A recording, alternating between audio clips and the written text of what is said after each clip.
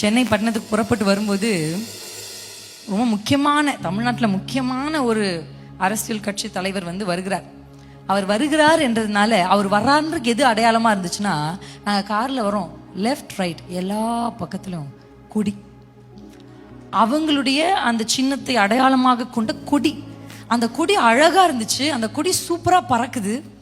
கிட்ட கிட்ட கிட்ட வச்சிருந்தாங்க சார். இங்க ஒரு 10 அடி தள்ளி 20 அப்படி வைக்கல, பக்கத்துல வச்சிருந்தாங்க. அது இங்கிருந்து பார்க்கறதுக்கு அப்படியே அதுக்கு நடுவில் நம்ம கார் போகும்போது ரொம்ப அழகா இருந்தது. அந்த வியூ இஸ் so beautiful.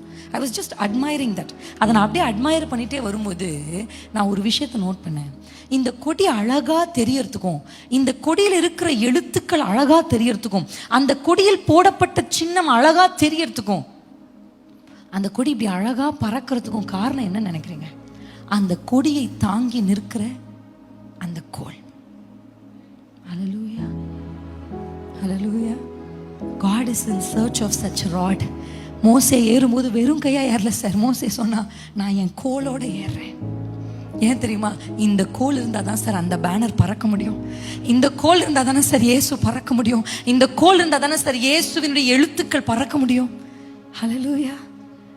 அந்த பேனர் ஜீசஸ் சார். நான் அதுக்கு வசனம் காமிக்கிறேன். அந்த பேனர் இயேசு, அந்த பேனரை ஏற்றுகிறவர் பரிசுத்த ஆவியானவர். தூண் யாருன்னா நீங்களும் நானும் தான். அந்த கோல் யாருன்னா நீங்களும் நானும் தான்.